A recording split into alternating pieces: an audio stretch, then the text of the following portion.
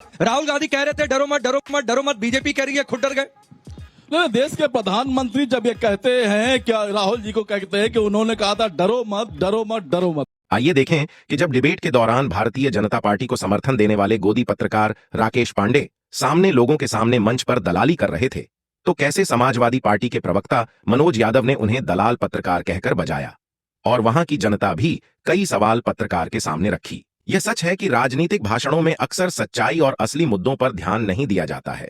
जनता को अपने नेताओं से उम्मीद है कि वे उनकी समस्याओं पर ध्यान दें और उन्हें हल करने के लिए प्रयास करें। यह वीडियो जरा हटके है, जहां राजनीतिक विरोध की बजाय समस्याओं की चर्चा की जाती है। यह जनता को जागरूक करता है कि उन्हें अपने नेताओं से अधिक सकारात्मक कार्रवाई की मांग करनी चाहिए। वीडियो को साझा करें और इसे सब्सक्राइब करें ताकि और लोग भी इसे देख सकें। तो माननीय आदरणीय राहुल गांधी जी ने देश की आवाम से इसलिए कहा था डरो मत कि जब देश का किसान अपने हक की लड़ाई लड़ता है तो उनका गुंडा गृह राज्य मंत्री का लड़का उनके सीने पे गाड़ी चढ़ा देता है, तो राहुल गांधी कहते हैं डरो मत।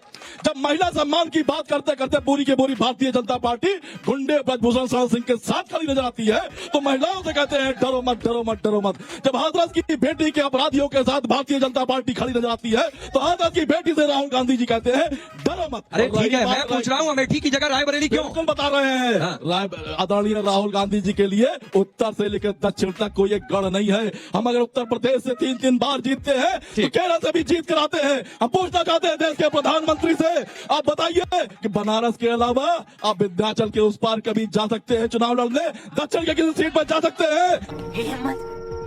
हिम्मत। मनोज जी, एक फैक्ट ये भी है कि 33 साल से लखनऊ में बीजेपी जीत रही है। एक फैक्ट ये भी है जो ये बात कह रहे हैं कि पिछली बार स्मृति ईरानी से हारे राहुल गांधी। क्या आपको नहीं लगता है कि इससे गठबंधन की ताकत पर असर पड़ेगा यूपी में कम से कम 80 सीटों पर?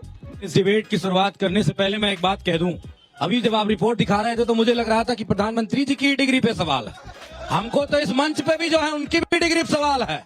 इंडिया कहने में शर्म आती है, डिग्री नकली है, इस वजह से नहीं बोल पाते हैं। इंडिया गठबंधन है और प्रधानमंत्री मोदी जी जो कह रहे हैं उनसे ये कह दीजिएगा कि अगर उनके अंदर थोड़ी सी भी हिम्मत है तो रायबरेली से पर्चा भर देते राहुल गांधी के खिलाफ, औकात और ताकत पता चल जाती।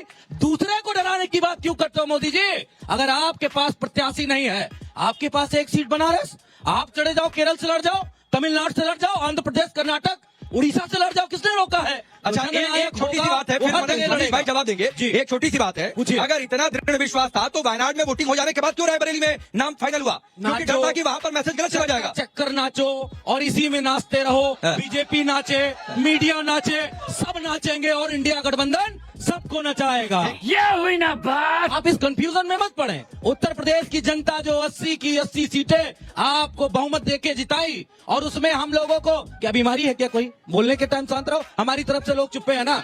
आपसे मैं इस तरह अगर बात करूं तो बेहतर बात नहीं होगी, लेकिन मैं ये पूछना चाहता हूं, ऐसे मुंह से नहीं पार होती है। जनता कह रही है कि राशन देके नहीं पार होगी, जासन देके नहीं पार होगी।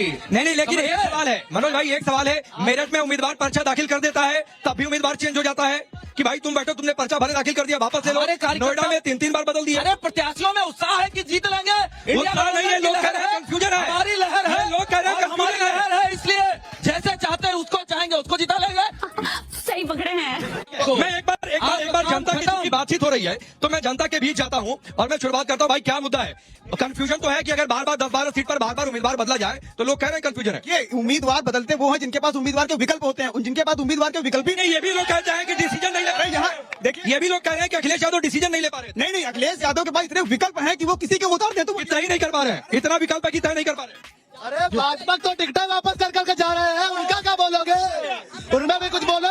इंडिया में इस बार ये 400 सीटें नहीं, ये 4 सीटें सिर्फ जीतने वाले हैं। 4 सीट बीजेपी जीतेगी। कोई कुछ भी कह ले, भारतीय जनता पार्टी के आगे किसी की भी नहीं चलने वाली है। इंडिया गठबंधन बस नाम के लिए चुनाव लड़ रहे हैं ताकि अपनी जमीन। मनोज जी, लोग कह रहे हैं इंडिया गठबंधन नाम का चुनाव लड़ रहा है। देखिए, अगर ऐसी बात ना होती और इनकी बात अगर मैं सही मान लूं तो मोदी जी बनारस के अलावा दूसरी कहीं और सीट पर चुनाव लड़के उत्तर प्रदेश में दिखा दें, अभी बहुत बच्ची हैं। लेकिन ये भी तो तय है कि जो 2 सीट पर चुनाव लड़ रहा है प्रदीप जी, उसको डर है कि ना जीत पाएंगे, इसलिए एक सेफ सीट ले लो। भारतीय जनता पार्टी के प्रवक्ता से पूछिए कि स्वर्गीय अटल बिहारी वाजपेयी जी के बारे में उनका क्या ख्याल है? उनका क्या ख्याल है उसे पूछिए। और बात यहाँ पे ये नहीं है, पूछ लीजिए। बात ये है कि आप मुद्दों पर बात करेंगे नहीं करेंगे। देश के प्रधानमंत्री सारी बातें कर जाते हैं, लेकिन ये नहीं बताते कि उन्होंने वादा किया था देश के नौजवानों से कि 20 करोड़ रोजगार देंगे, 12 करोड़ रोजगार नहीं, फिर मुद्दा तो ये भी होता है प्रदीप भाई, फिर तो मुद्दा ये भी होता है कि वोट जिहाद की अपील क्यों कर रहे हैं अगर आपके पास इतने मुद्दे हैं। कि उत्तर प्रदेश में दाल नहीं गलने वाली है मित्रों। और अभी ये अपराध की बात कर रहे थे, मुख्तार अंसारी को पंजाब की जेल में खीर खिलाते थे, ये मर गया तो अखिलेश यादव फातिया पढ़ने चले गए। अतीक अशरफ की पार्टी समाजवादी पार्टी ये भी बात करती है आपराधिक ये आरोप है मनोज जी एक है की आप लोग बीजेपी माफियाओं की आड़ लेते हैं। पूछिए, मैं जवाब दे रहा हूँ, मत पूछिए, इनकी मंशा जानते हैं। बीजेपी के दामाद हैं। और विजय जवाब सिंह क्या नारायण, देंगे? चुप हो जाइए। जवाब क्या देंगे? ये राम भक्तों के ऊपर गोलियां चलवाने वाले लोग, सुनो, राम भक्तों के खून से सरयू को लाल करने वाले लोग सुन लो, बात करेंगे। अपने बीजेपी के दामाद ये हत्यारे राम भक्तों के इनसे कहिए और राम मंदिर के निर्माण का विरोध करने वाले लोग दिक्कत हो गई क्या मनीष?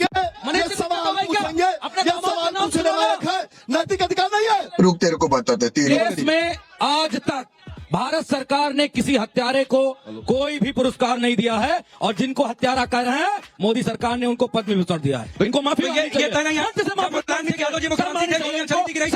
दूसरी बात ये सही है, जिंदाबाद करिए, ये सही है नरेंद्र मोदी जिंदाबाद लगाइए। मुलायम सिंह यादव जी मुख्यमंत्री से गोली चली थी कि नहीं अयोध्या में? नरेंद्र मिश्रा जी बोल तो रहे हैं, जो डेस्क किसने चलवाई थी, निपुण दरवा बोल तो रहा है कि कौन गोली चला है। मतलब मुख्यमंत्री की कोई जिम्मेदारी नहीं है। और नहीं, ये भाषाई सभ्यता है मनोज, ये भाषाई सभ्यता है।